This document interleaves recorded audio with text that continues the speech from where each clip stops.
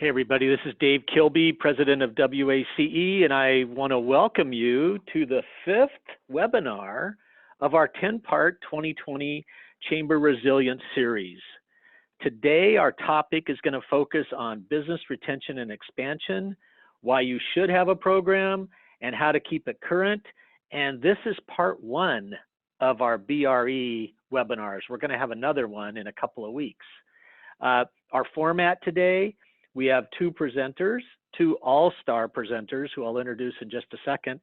They will each go for approximately 20 minutes each, and then we'll have about that same amount of time for questions. And I would encourage you to use the Q&A icon at the bottom of your screen to send your questions in. I'll triage those and ask them. I can ask them to either presenter or both. And so make sure you use the Q&A box. PowerPoints for today's webinar are available and have already been posted on the W.A.C.E website and the members only page. We are recording the webinar, and a link will be sent to the person who registered for the webinar. So watch for that too. That'll probably be, it might not be today, it might be a couple of days, but watch for the recording. So let's get started. Our first presenter, and again, our first all-star presenter, is Chris Romer. And Chris is the President and CEO of the Vail Valley Partnership, the Regional Chamber of Commerce and Economic Development Organization in Vail Valley, Colorado. Under Chris's leadership, the Vail Valley Partnership was named Chamber of the Year in 2016 by ACCE, and hey, they're backed this year also. They are a finalist for Chamber of the Year for 2020. Chris is a graduate of the U.S. Chamber Institute, and he's the chair-elect of W.A.C.E. Chris, it's all yours. Thanks, Dave. I appreciate it. And I'm going to pull my screen up for everybody and get us going here. So let's see. I actually started at the very end, so we're gonna apologize for that. We were doing some practicing and didn't reset. So bear with me, guys. If you're fast enough to read it backwards, I give you credit. Hey, there's probably one or two of you who might be able to do that. And Dave, I appreciate the introduction and apologize that the all-star that you had originally scheduled couldn't make it, and you needed me to jump in. So okay, go get him, Tiger. Yeah, with that, let's jump into this. A little bit about who we are, because I think it's an important foundation to when we talk about why a Chamber of Commerce should be involved in business retention and expansion. I actually think it's a perfect alignment for a chamber organization to be doing this and help you understand who we are and our role in the community. We have just under 900 members, about 35% of our business community. Our member retention this year is 90%, traditionally in the 92-93% range. So we saw a little impact from COVID, as I'm sure many of you have. And we are a program-focused chamber. We are not event-focused. And I think that reflects itself in our strategic focus areas at the chamber. Our focus areas being workforce and education, advocacy and public affairs, community and economic development, and member programs and events. So when we talk about who we are and Vail Valley Partnership and why that aligns with business retention and expansion, I think when you look at our strategic focus areas and our market penetration and a little bit about who we are as an organization, it aligns itself very, very well with business retention and expansion. And we'll get into that over the course of this presentation. And I think that every chamber listening in on this webinar today has the exact same opportunities that we do and can build a program very similar to what we have built here in Eagle County, Colorado. So I'm teeing it up with why business retention and expansion, and then Betty will build on build on that. And as Dave mentioned, part 2 with Brittany Quick-Warner and Jim Johnson, we'll talk even more. But we'll start with the idea of what is business retention and expansion. What is BRE? And all of this, again, aligns with the idea that a Chamber of Commerce is the perfect organization in your community to do this. Business retention and expansion is an economic development strategy to connect existing businesses and understand and respond to local business needs. It sounds like a textbook definition, probably because it is. But again, I think that you can see the alignment of why chambers and what role chambers can have to play within that. Proactively connecting existing businesses. All of you do this already. It's something that is in our nature. It's in our strategic plans. We do this. It's inherent in the nature of chambers of commerce to proactively connect existing businesses. And then the second part of that definition, to understand and respond to local business needs. That's the next step, right? That's what everyone probably tries to do. And you can formalize that understanding and responsiveness within the BRE framework. So again, a natural connection for chambers. So we want to know a little bit more about that and how chambers can be involved. There's a very good public-private partnership opportunity on how chambers can engage with our local governments, our local economic development corporations, for those who have separate organizations in your community, with the nonprofit community, with the private sector, and the business community, all around the needs, the idea of assessing the needs and barriers to existing business in a community. How really it all comes down to how our economic development programs, how do we retain and grow existing businesses in the community? Again, that benefits the chamber organization. Many, not all, but many economic development efforts are focused on the maybe more headline grabbing aspect of recruiting businesses into communities. Many of your elected officials, I know mine at a town and county level, always want to talk to me about how are we going to diversify our economy? How are we going to attract businesses? And I share with them, well, we have a very high cost of living. We have the highest healthcare cost in the nation. We have very high land costs. We have a housing shortage. Pre-COVID, we had 1.6% unemployment. And I'm happy to go out and pitch businesses to come relocate here by sharing all of that data with them. Their faces kind of go blank. And I explain to the elected officials who want to recruit businesses or who think they want to recruit businesses in, that our success really will come from growing and nurturing our businesses that are already here. How do we focus on retaining and growing existing businesses who already understand the community, who already have made the decision, both financially and emotionally, to be in this place, who want to succeed in this place? So how do we codify that? How do we better understand that? Then our elected officials in our town and our planning committees and our zoning groups are better able to do that. So the chamber, again, plays a significant role in how to do that and how to connect and how to be advocates for our businesses. And a BRE program is a perfect way to do that. So our program is the SmartBusiness Eagle County program. And we're fortunate that we've received a little bit of recognition from this. In 2017, the Chamber Innovation Award, grand prize winner. Earlier this year at the W.A.C.E conference, we won a core competency award. And our program, again, I think is very easily duplicated if you put a little elbow grease and a little forethought into how you build the program. So our program and our goal with SmartBusiness Eagle County is to create a single point of contact for business needs. Many of you are already probably doing this. you are already being a one-stop shop for your community.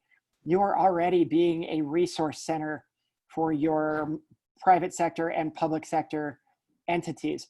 This is something that you take seriously. This is something you do. It's in your blood. It's in your nature. But you're probably not packaging it. So how do you package it? Why BRE?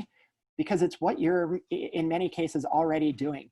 So we built a coordinated resource, a network of resource partners to be able to, when we do our BRE interviews, when we talk to people, we're able to connect them to all of the partners we work with. Maybe it's the Workforce Center or a loan fund.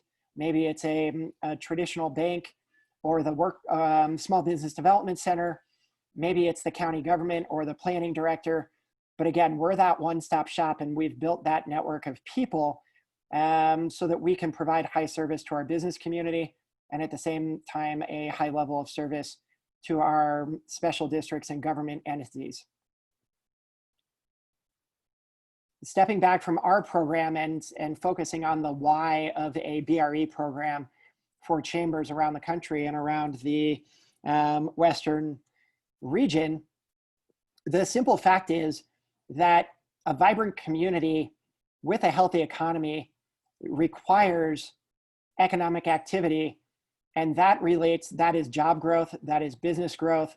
It certainly is attraction and infrastructure efforts. So BRE, again, is how do we connect those businesses when they have needs? If businesses want to grow, if businesses have workforce problems or challenges, how does the chamber listen? How do we connect? And occasionally, how do we build programs to address those issues that are probably outside of the BRE, but might have been built because of the BRE? So if you're in a situation where your chamber is looking for more non-dues revenue, what better way to do that and diversify your revenue stream than by having a BRE program that listens and then builds programs designed to solve those challenges in the community. I used workforce as an example, probably because it's the most universal across the entire country. Building workforce programs as a result of BRE solves community problems, connects your existing businesses to needs, and positions the chamber as a community leader. So you still want more. And I talked about this a little bit, but it really is designed to leverage those 3 C's that W.A.C.E. and Dave and many others talk about all the time. And it's to position the chamber as that problem solver, community champion. There is no championship this year in football. They've canceled college football. Community champion, and build relationships with public and private partners. Again, so much of the business we're in our chamber roles is based on relationship capital and building relationship capital. And what better way than to have a BRE program that actively builds networks, that actively positions the chamber as a problem solver, that builds a network of community support entities, and being that one-stop shop that so many of us aspire to be. So let's get down to brass tacks a little bit and really talk about why a BRE and what are some of the things you want to do as you map out a BR&E program in your community. The first is develop a formal process. We have a questionnaire that we ask everybody. Every business, regardless of geography or industry or size, is asked the same question. We load those answers into a database. We connect those folks directly with their needs. We've also, on every couple years, we do a full formal report out and share that with our elected officials and town managers and county and other special district stakeholders, our water district, our utility companies, etc. It encourages business involvement in the community. Again, I've talked about this quite a bit, but what better way to facilitate collaboration and projects among businesses? When we started our BRE program a few years ago, one of the things we kept hearing from people that we didn't expect was that there were shipping concerns. And Many of our businesses are small businesses. 90% have 20 or less employees in Eagle County. We were able to connect a number of businesses that typically had to wait 3 to 4 days for to ship their materials out of the community, and we connected them so they could all ship their stuff within 24 hours by sharing freight. So those types of things, and all of those businesses then looked at us as, wow, this was taking me 3 or 4 days where my stuff was sitting in my warehouse, and now it's going out within 24 hours, and the chamber gets credit for that. It's a good way to recognize and celebrate existing firms. Again, I mentioned this earlier, many focus on attracting new business and having those headlines, and that can alienate some of your existing firms. So how do you celebrate them? You can do that through a BRE program. And why is BRE important? Business retention and expansion. Existing businesses are the most significant source of new jobs and investment in a community. Existing companies contribute to the tax base and employ residents. It helps build the local economy from within. When you talk about growing your community and growing a sustainable community, what better way to do it than by people who have already made the decision to be there and who want to succeed there? So you're building your economy from within. And research shows that on a nationwide level, 76% of job growth come from existing employers in urban and suburban communities, and rural communities like us, or resort communities like us here in Eagle County, Colorado, are even more dependent on external growth. We are almost completely dependent on external growth, or internal growth rather. So it's a big thing that you can do for your community. A little bit more on this. Eye on opportunities. You'll be able to see as a chamber by doing the interviews what some of the upcoming opportunities and upcoming challenges might be. And every community thrives, most communities anyway, thrive to be business friendly, or at least try to be business friendly. This becomes a proof point where the chamber is actively involved in building a business friendly environment. Keep job and investments local. We know that, we talked about that a little bit. And a very important fact for your elected officials is that business expansion and new business starts don't occur if communities are perceived to be antagonistic or apathetic to the concerns of local companies. These folks talk, they have networks within their industry. People come to establish businesses to ask about the challenges and opportunities in a community. And if your current businesses say, Eagle County is a horrible place, they don't listen, I've never talked to anybody, it's going to be a lot harder for those new people to come in. So you can build an environment that becomes business friendly, and you can be that advocate with your elected officials as well. So why should we be involved? We have an inherent advantage to conducting BRE and being in the Business Retention Expansion Program. We have a knowledge of our geography. We have knowledge of our local businesses. We have knowledge of our local and regional economies. We have working relationships, hopefully, with our local governments. We have an understanding of what available incentives might exist through state or regional or local business incentives. We have the ability, and I would argue the need, to lobby for business concerns and have a voice on infrastructure needs. And we can build that through our BRE program and learn more about the needs of our business community through this effort.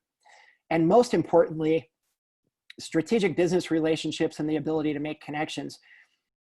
I talked earlier about relationship capital, and everyone listening to this webinar has relationship capital within your community. How do you grow your relationship capital?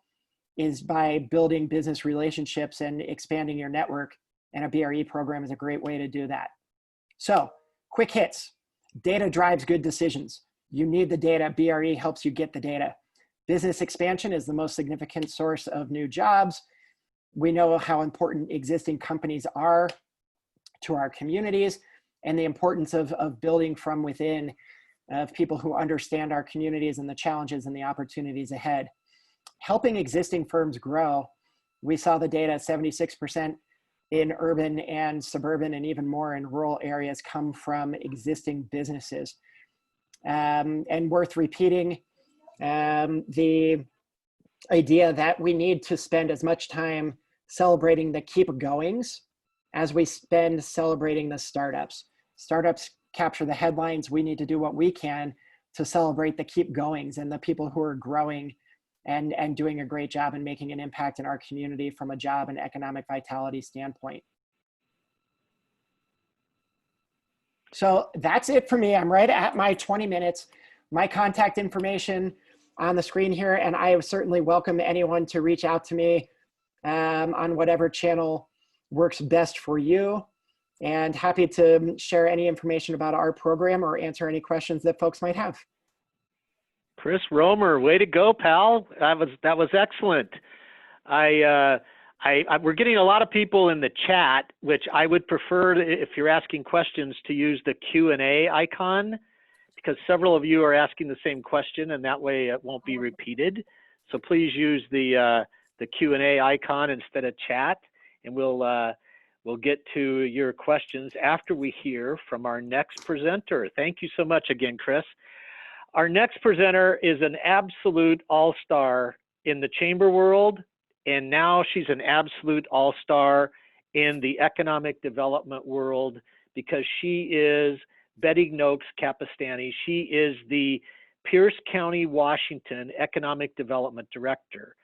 She took that position about 2 years ago, but prior to that, Betty had 17 years as the CEO of the Bellevue, Washington Chamber of Commerce.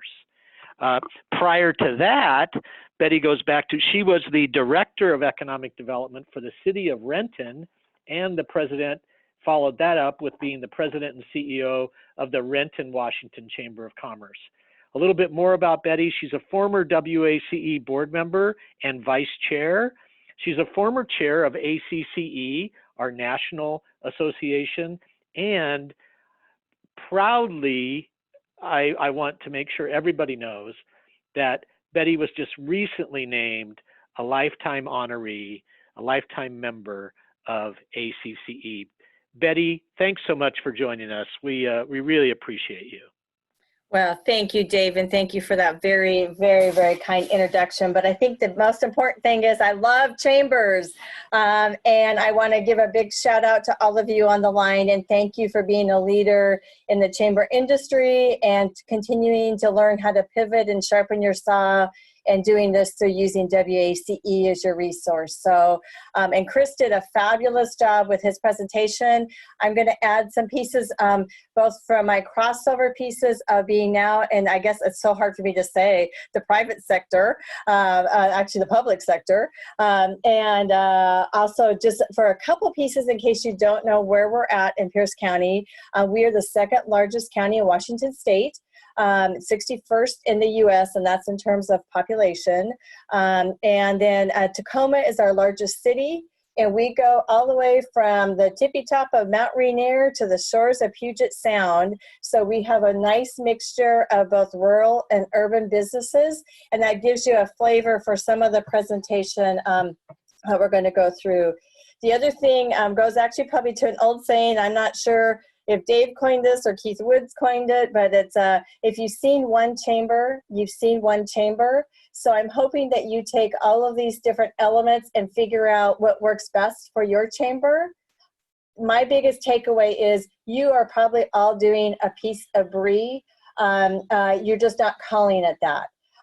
So whatever you call it, the most important thing is to make sure you touch base with your members. So what are some of the building blocks from my perspective? You need a supportive local government, and I guess I'm very, very thrilled that I work for probably the most entrepreneurial county exec, and I have the most entrepreneurial department within a county government, but I have an amazing partnership with our chambers, with our economic development board, with all of our different key players, whether it's education in the community, and we work really closely together. And there's like 10 of us probably in the county that really have pieces of the economic development. And we meet now during COVID, we've been meeting weekly via Zoom. So there's a lot of crossover of information. You also will, I think you heard it through Chris, but I just want to keep reiterating that data is so critical, and having data and information helps make good decisions. And using those pieces, you can tailor that data that you hear from your members to figure out the best kind of program to have. The other part that's really critical is to communicate those pieces of information. So when people go do things, if they could see it visually, what the input or impact of that is, it helps them make decisions. And we can go through those in a few minutes. The other part of having all of that is, why do you care? Because if you listen to your members and you're able to connect them to opportunities, they will continue to grow in their businesses and hopefully continue to be loyal chamber members.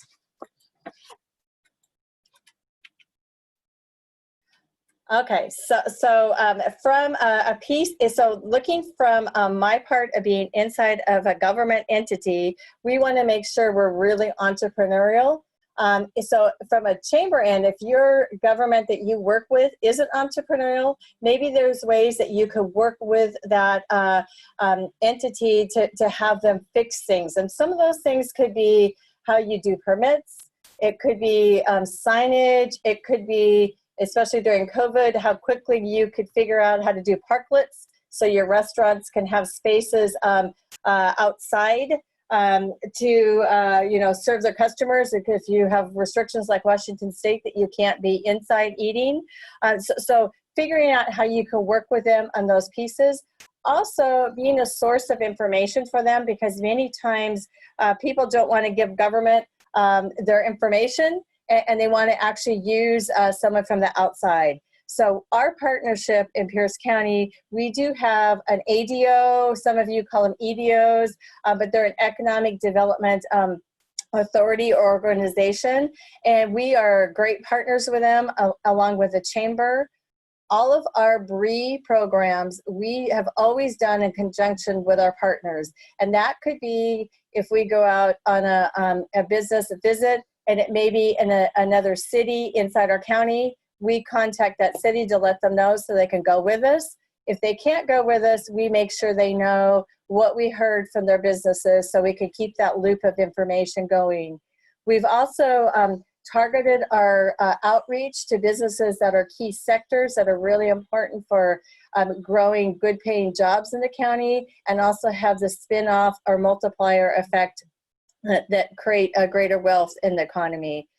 Originally, before COVID, a lot of that focus from a county end was we were able, inside the areas that the county has jurisdiction over, to do executive priority projects. So when a big development comes in, could be for industrial space, we don't have a lot of things that we can do in the state of Washington to give things away, any kind of credits really.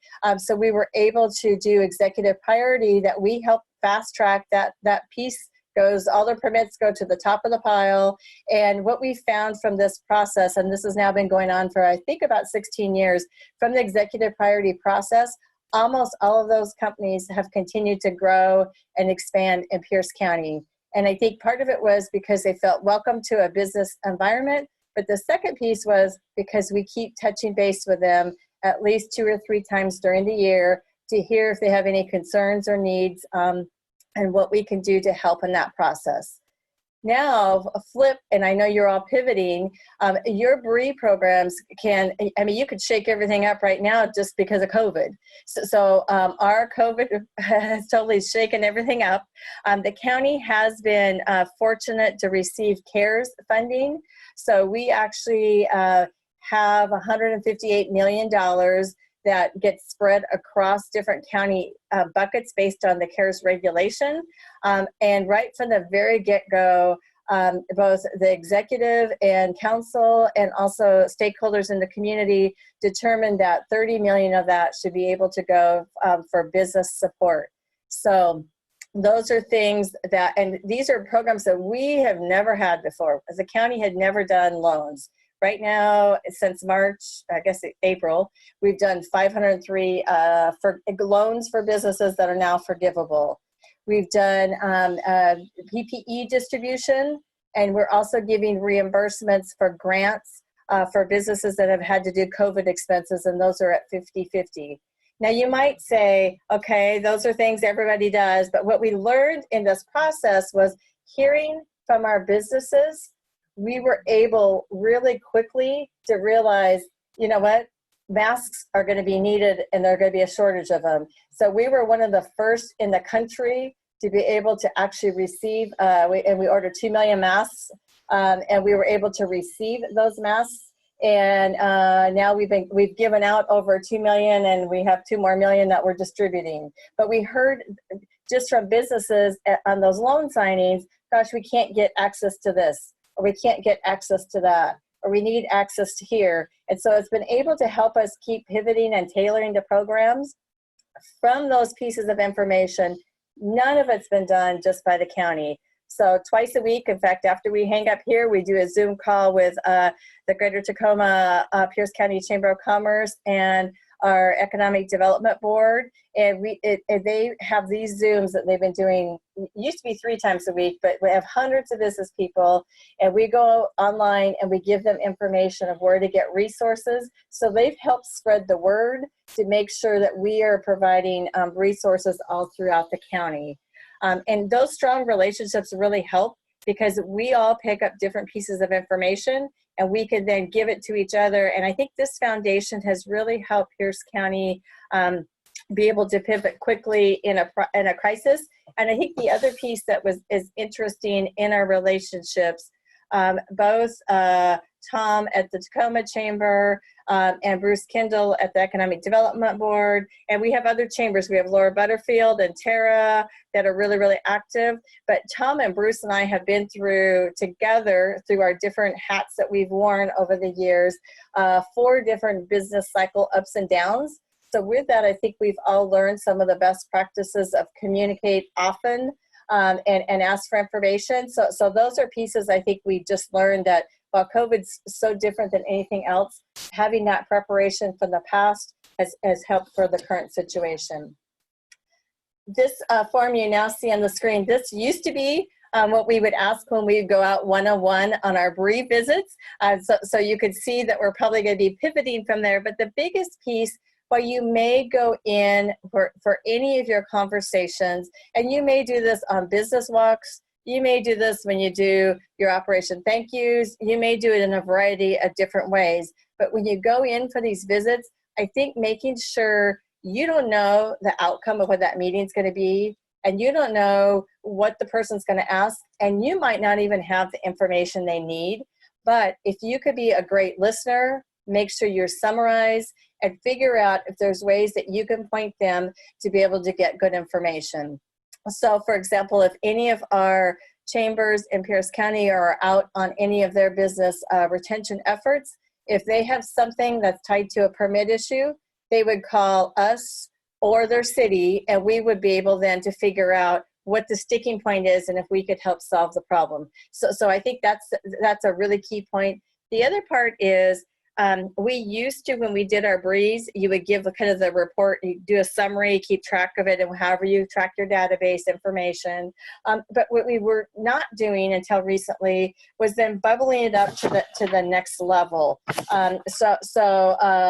Sarah Gardner, who was also with me at the Bellevue Chamber, is part of our team here at the county, and she put together, based on, and this is right before COVID, but we have a lot of aerospace supply chain. So in partnership with our Economic Development Board, we had gone out to visit all of our different suppliers, and this was more related to issues tied to Boeing's airplane issues. So with that, they were able to put together a really nice summary at a high level that basically captured all those conversations of things that were important, things they were worried about, and things that we could help them with in the process. So however you have your meetings or your communications, figure out a way to move those pieces up to a higher level so your board of directors or your city or any policymakers can use that to make good decisions in the process. The other thing is we tied into data, ask questions and keep them short and simple. Before COVID, we probably only had, I don't know, I want to say it might be stretching it to have, say we had 500 businesses in our database, and we probably had a couple hundred bounce backs because there was so much change. And our open rate, I don't know, might have been 19%. What we've found now, just since COVID, we have over 9,000 businesses on our distribution list. As of our July survey that we did, we had 0 bounce backs, and we had a 48% open rate. So I think when you provide good information and a good resource, it helps people want to give you feedback, and that keeps you providing those programs and services.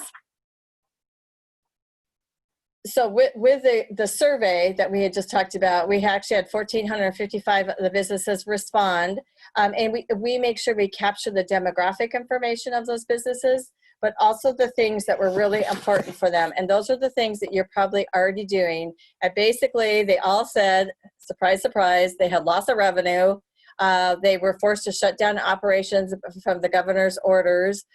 They've had to lay off employees. They've had to change their product or delivery service method, and they all had some kind of supply chain disruption, and some of those continue in ways of trying to access cleaning supplies or other things like that. What they wanted the most was funding for programs. In this case, they were things like our business loans or our grants. They needed some access to supplies, and we had even like welding companies that have always been able to get their N95s. They've been, businesses for 15, 16 years, and because of the change and those going to medical first responders, they weren't able to get that access. So we were able to be able to provide our businesses things that they normally could have gotten in their supply chain that's now been disrupted. The other thing that was really interesting on the survey, one of the things floating to the top also was shop local programs that focus on consumer confidence. And we are partnering with our chamber to be able to do that, but I think that's an element of business retention to make sure that you're able to capture elements of that when you do things, because right now it's critical to get the revenue back to those businesses so they can afford to be able to continue to be in business. When we say be a resource of information, what we've made sure for a while, every single day we were updating our website, and then we were also making sure it was pushed out and shared with all of our partners, so we were all saying the same thing. And in many cases, if we helped one of our other cities put together a program, we made sure we also marketed that program, because we wanted to make sure the reach was really great and very deep in that process. And then we also shared the information with our council. And I think that's making sure anyone on your team, have someone be responsible for communication.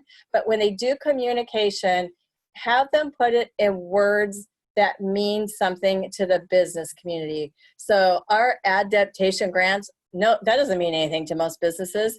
But if it's, you want to get reimbursed for expenses, that means something to them. So make sure, however you communicate out, that you try to put it into the words of your base so that they can quickly use those areas. And a lot of you do this probably way better than we do, but tell your story. Get that out through a bunch of different channels, whether they be on social, because that is the brand of your chamber and your community. So if you're able to tell those stories and show that you are business friendly, it hopefully sets up other opportunities. And ironically enough, during COVID, we've been still getting people wanting to move their companies here.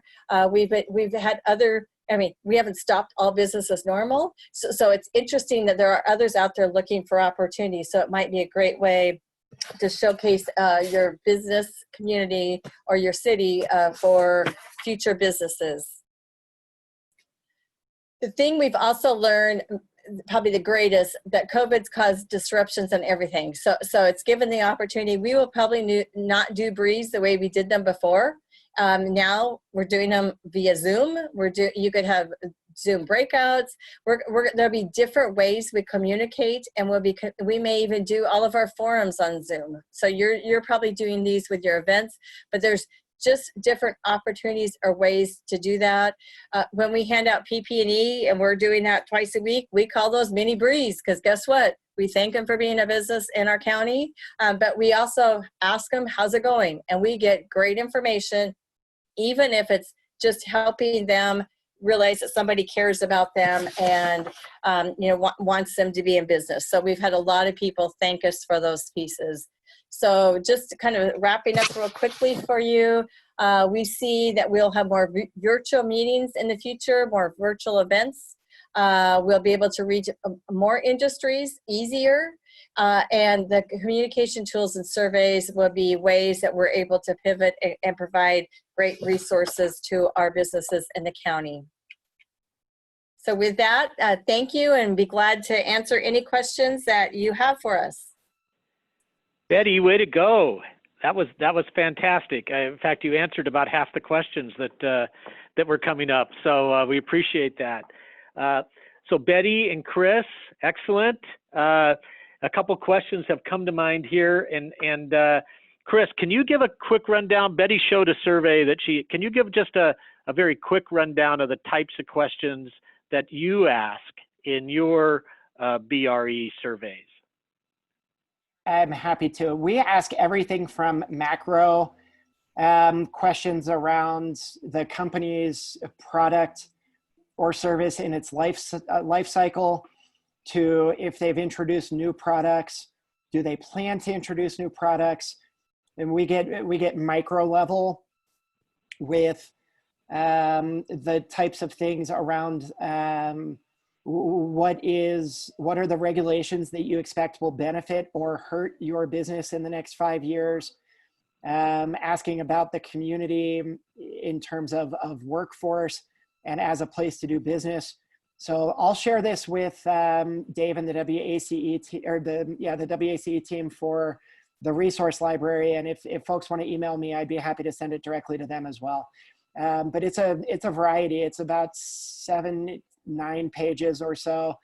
And it's less a survey than it is an interview guide that we ask everybody, but it's set up in a survey way. Great. Thank you. Hey, I imagine Betty and Chris, when you ask questions, sometimes do the questions come back about community things? Like, because here's what I'd like to see addressed to make this a better place to live? Or is it pretty much all focused on business? It probably depends how you ask the question and what information you want. When you do it open-ended, and we did this at the chamber, it came back with community pieces. So I think it's just how you ask it. And the other part, as we all know from taking surveys, if someone has those bubbles already marked of what they think the answer is going to be and doesn't leave a room for other, it may not work. So we always try to make sure we have open-ended opportunities in our surveys. Yeah, and for us, because it's mostly done via interviews and one-on-ones, it almost always leaks into community issues. Housing, broadband, transportation, those types of things, healthcare. We have a number of those questions baked into our survey, and many of the other things lead directly to those. So ours almost always leaks into community issues. Okay. So Betty, a direct question to you. How did you get a list of 9,000 for email distribution? That's really a great question. I worked my whole life to try to figure that one out. No, the thing with actually COVID, we have so many businesses that have taken advantage. So we've distributed PP&E to over almost 7,000 businesses. So they have to go online and give us their email to be able to access that information. So we have that, and we've also gotten it in partnership with our partners. So that's how now hopefully that stays current, but it's pretty amazing. And I think at this point in time, everybody realizes they need to access for different resources. Yep. Yep. So let's talk a little bit about EDOs. In some communities, they kind of see this as their turf, and so now a chamber wants to get involved, and so how does a chamber engage with an EDO who might already have their arms in this arena and see it as theirs? Well, Comments from if I could use Pierce County as a great example, our ADO, our chamber, the Tacoma Chamber, and my office, we're all housed in the same building. So we meet often and we figure out the different areas. And in the case of our chamber, a lot of times Tom is the one that handles tons of the advocacy pieces. And the distribution of resources, and so we just work hand in hand on those elements. On the case of our ADO, they focus mostly on the larger businesses, and so there's just a natural synergy when we see an issue or an opportunity, we figure out who needs to be at the table and how do we solve it. Many times, our chamber and ADO do things in partnership. So their rapid response team, a lot of things are in partnership. When we have issues that are advocacy related, we all are signing on to the letters of support. We've had issues tied to regulations that would impact businesses dramatically. And the chamber then has been the lead to make sure that they get the people to the places that need to be heard to have policymakers make the best decision for the business community. So I think it's just having those conversations and realizing everybody can own it, and we don't care in Pierce County who gets credit for it, because we all want people having their fingers on it, because that's how we're going to be able to work together. Yeah, and I'll build on that a tiny bit. In places where maybe the relationship is not as strong and as collaborative as it is in Pierce County, I think the opportunity for chambers is it comes down to framing and how you frame your BR&E effort, and working with that EDO from a problem-solving standpoint of letting them know the chamber can play a role to help elevate the EDO efforts, because the chamber doing the BR&E, which is again probably a less traditionally headline-grabbing kind of role, it's really elbow grease and business relationships. If you can take that off their plate or work with your economic development group and share that feedback back up, maybe you're helping them as well. So I think it's probably a case by case in every individual community, but a lot of it comes down to relationships and comes down to how you frame the effort. If you frame it as we're stepping into your territory, it's going to be less well received than if you frame it as, hey, we can take this off your plate and help you so you can focus on the things you like to do more. Or we can bring more people to the table because they trust us. I mean, in some communities, doesn't it often come up that the problem is government? No offense, Betty, please don't take it that way. For sure, I think that's exactly right. Is how do you show a unified front, and how do you expand the base of relationships that the EDO might have or want? Again, using Eagle County as the example, 90% of our businesses have less than 20 employees. 80% have less than 10 employees. So we're driven by small businesses. Now we are the economic development organization as well.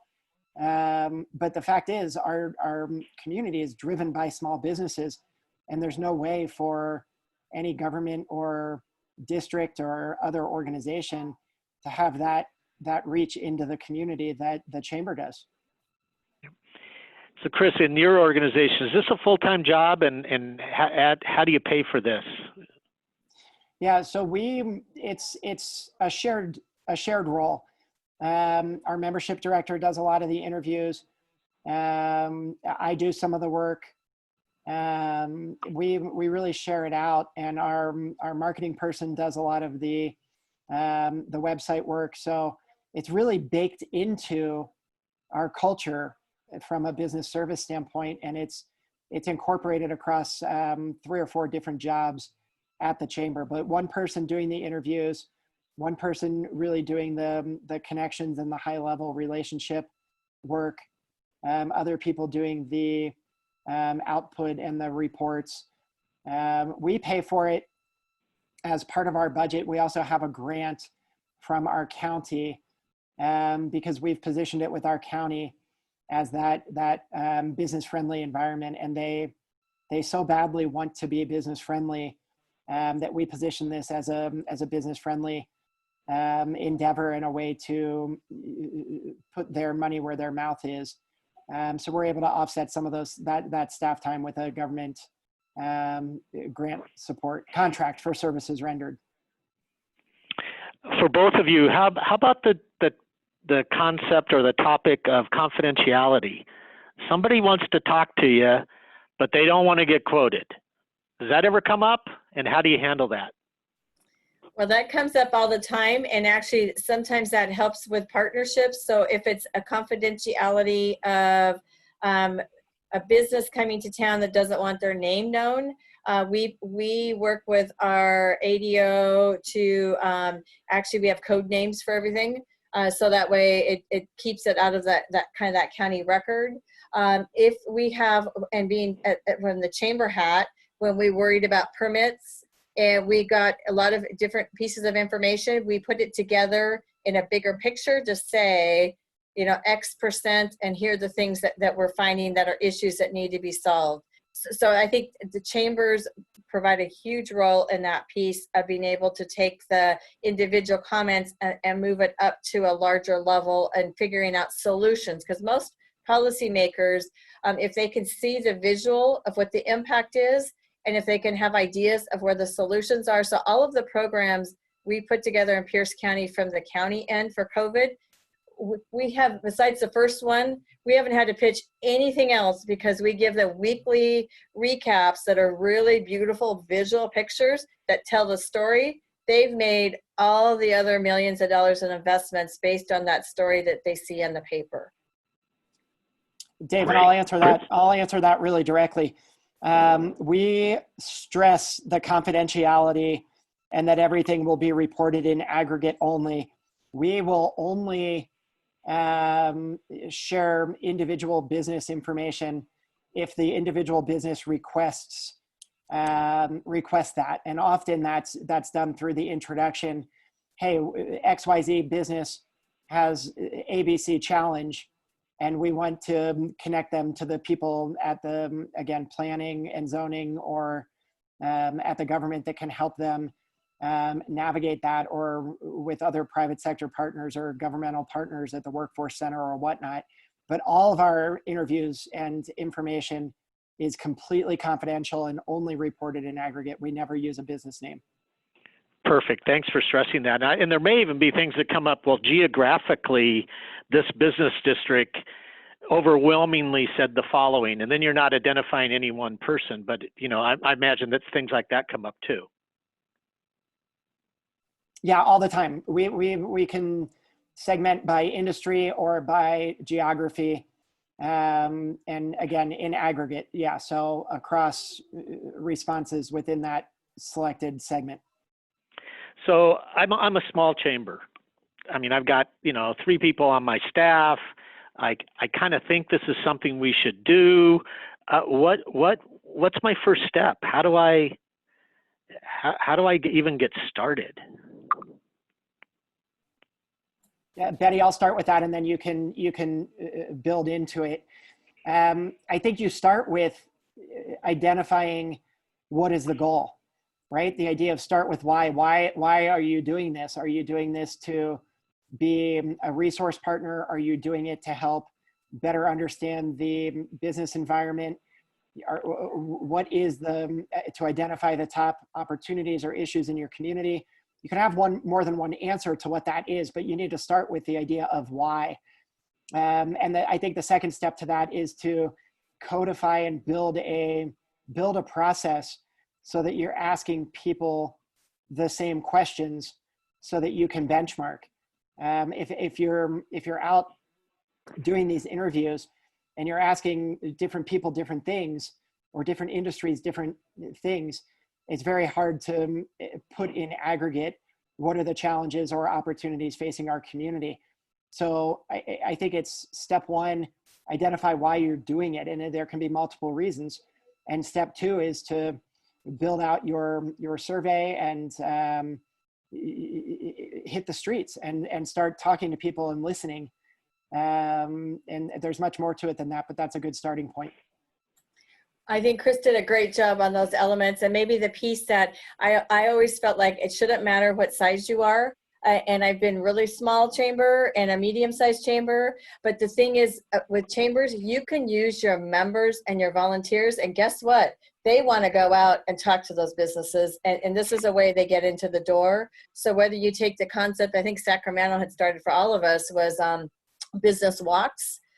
Or if you do your hand delivery of any information, whether it's your operation thank yous, you can have them help with those pieces, giving them the tools and making sure they give that feedback loop. So I think, and the other element is taking things you're already doing and repackaging them, even though I don't think I'd ever put BRE on something, because to me that sounds like food rations in the military.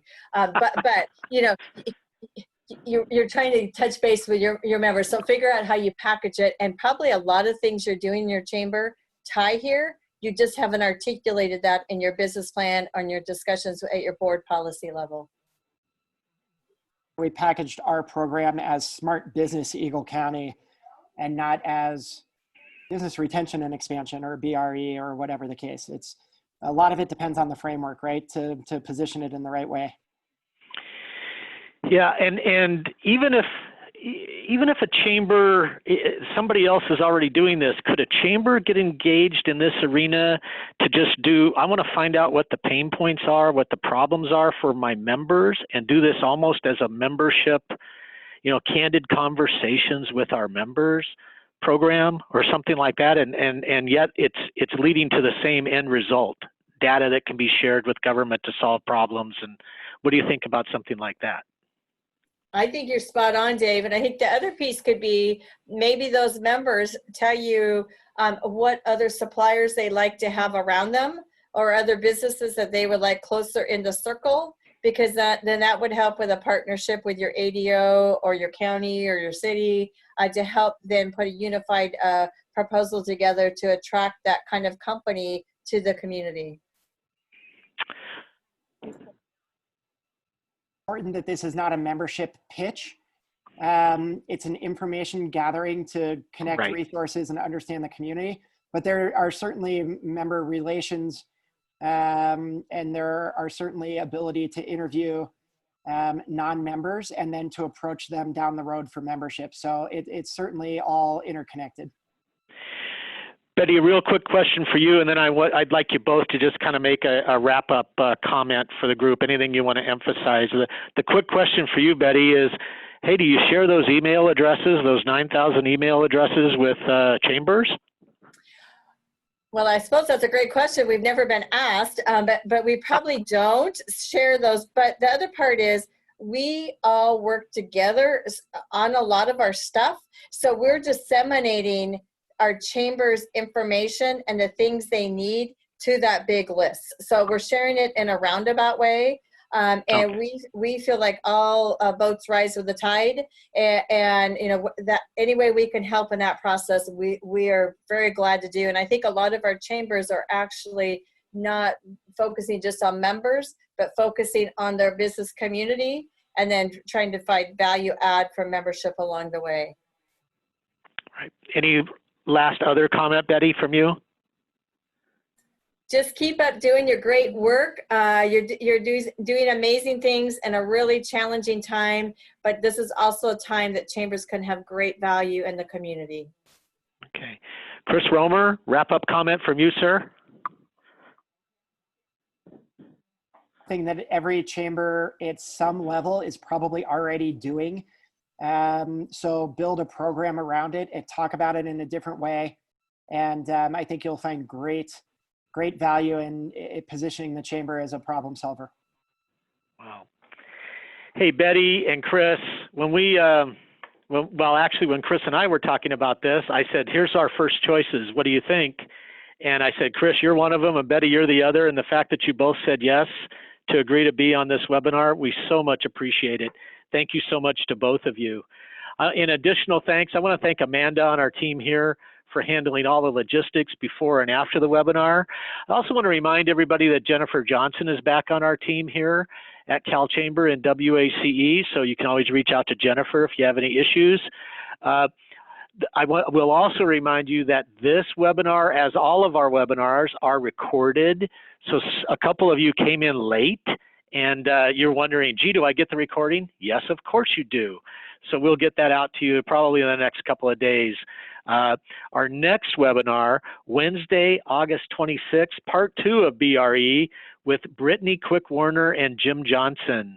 And I want to also remind all of you that the person that signed up for today's webinar will be receiving an email evaluation survey today. So be on the lookout for that.